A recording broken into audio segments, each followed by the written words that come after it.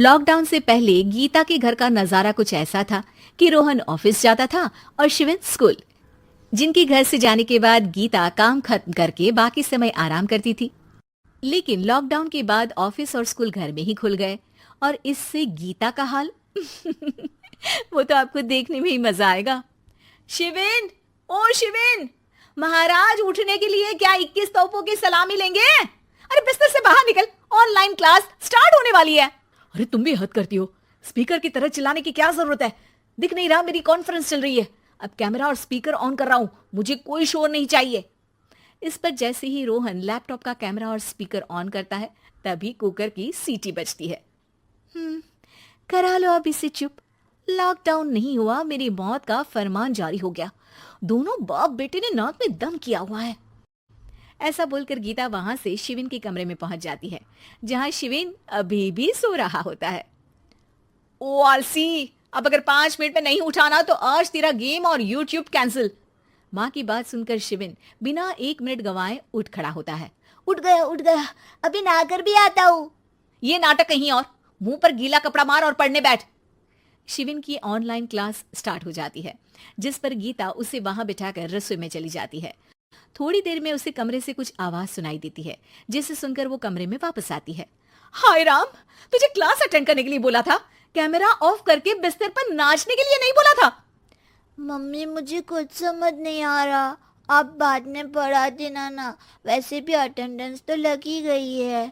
हाँ बेटा, जरूर बन जा, तू अभी से हम सबका बाप बन जा। अरे नहीं मतलब कहाँ से लाते हो इतना दिमाग, और पढ़ाई करते हुए ये चला कहाँ जाता है? नाइस क्वेश्चन, दिमाग से पूछकर बता दूंगा। शिविन की बातों से परेशान होकर गीता उसे मारने के लिए जैसे ही आगे बढ़ती है तभी वो कमरे से बाहर भाग जाता है। अब शिविन आगे आगे और गीता हाथ में चप्पल पकड़े उसके पीछे पीछे पूरे घर में दोनों घूम रहे होते हैं। इसी बीच वो रोहन के पास पहुंच जाता है और शिविन को मारने वाली चप्पल रोहन के लैपटॉप पर जाकर गिरती है। ओए माँ! मम्मी, अब पापा को चप्पल मार रही हो? वो आज तक के रिपोर्टर, चुपचाप जाकर क्लास अटेंड कर ले, नहीं तो अगली तेरे पीछे लगेगी। इस पर शिविन वहां से चला जाता है, जिसके बाद रोहन गीता से कहता है, इस सर्कस के लिए कुछ बोलना चाहोगी? अरे क्या करूं, जब से तुम दोनों घर में रहने लगे हो, घर अपने आप ही सर्कस बन गया है और मैं तुम्हारी नौकर। कभी बेटी को संभालो तो कभी बाप के नखरे उठाओ। इन्हीं सब उथल पुथल में दिन बीतते रहते हैं, जिसमें हर रोज घर के अंदर कुछ नया सियप्पा खड़ा मिलता है, जो ज्यादातर शिविन और रोहन के ऑनलाइन स्कूल और ऑफिस से रिलेटेड ही होता है।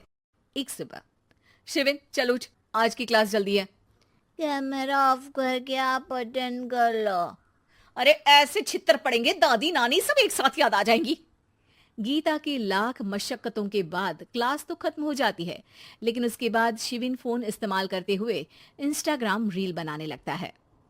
रसोड़े में कौन था? तुम थी, मैं थी, कौन था? हाँ, मैं गरीब हूँ। अरे ओ गरीब के बेटे, आजा, मैं बनाती हूँ तुझे गरीब। मैं बताती हूँ रसोड़े में कौन था। पढ़ाई करने बोलो तो इनकी माँ मर जाती है, और ये पागलपंतियां जितनी मर्जी करा लो। गीता शिविन को डांट रही होती है, तभी रोहन बीच में बोल पड़ता है। अरे बच्चा ही तो है, इतना गुस्सा क्यों कर रही हो? बेटे का साथ देने की इसी एक कोशिश में अब शिविन के साथ साथ रोहन भी गीता के गुस्से की सूली पर चढ़ जाता है। अगर बेटे पर इतना ही प्यार आ रहा है तो इसे क्लास अटेंड क्यों नहीं कराते, इसका होमवर्क क्यों नहीं कराते? उस समय तो बहुत जल्दी मीटिंग आ जाती है, वो काम मैं करूं और यहाँ इस बेफिजुली की चीज में तरफदारी करके बन जाओ महान। हे भगवान, कोई तो इनके ऑफिस और स्कूल खुलवाओ, मैं इन्हें और घर में नहीं सह सकती। अरे कुछ और मांग लेती, क्योंकि तुम्हारी ये विश इस साल तो पूरी होने से रही, कोरोना। हाय नास बेटे ने जिंदगी ही बर्बाद कर दी।